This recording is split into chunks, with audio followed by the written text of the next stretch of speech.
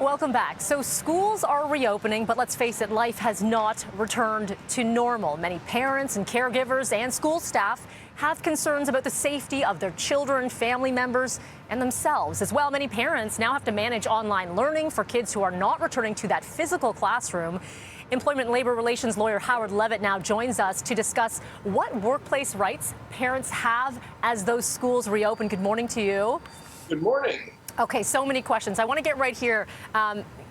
We've been used to a different normal, and now it feels like there's going to be some sort of change. Some kids physically going back, and a lot of parents or caregivers are asking questions about, wait a second, does that mean I have to go back or I'm allowed to work at home? So what kind of conversations need to be happening right now between employees and employers?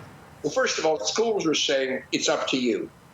If you want to keep your children home and have them remote learn, that's fine with us. The school board allows that. But employers necessarily don't. Employers are saying we need employees at the office.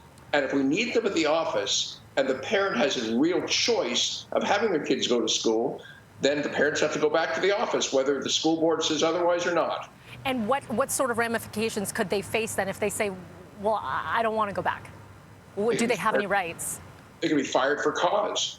Now, on the other hand, if the school isn't open every day for the children, or for whatever reason the children aren't able to go back, perhaps the school's closed at that point, or for that week, or for those 2 days of the week, and the parent has to be home with their children, they have every right to be home with their children.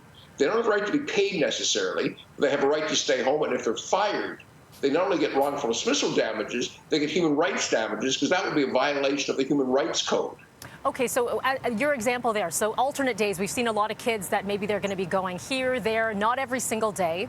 Is it possible that an employee can work out something with their employer on an individual basis?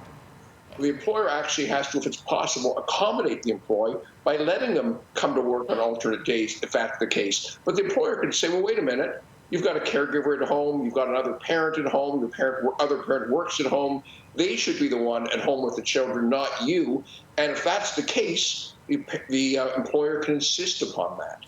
Okay, so let's talk a little bit about some of the teachers. A lot of them have expressed concerns about going back, their own safety, going into bigger classrooms, feeling not the safety for themselves and also not for their children, the children that are in their classroom. Do they have rights as teachers and educators to say, no, I don't want to do this? No, they don't.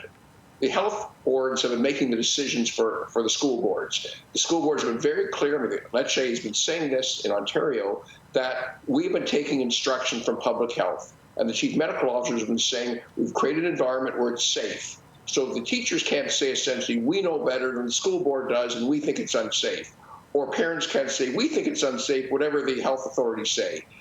And if they don't go back to work and they're ordered back to work, they could be fired for cause. Now, whether the school boards would fire them for cause, public boards and public bodies generally, public sector has been very reluctant to fire people.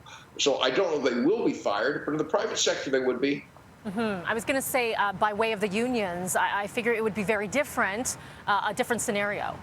It shouldn't be different, but it might be different, not different legally, because the law remains the same. Right. Look, the primary obligation of every employee is to go to work, and the primary obligation of employers to pay their wages to go to work.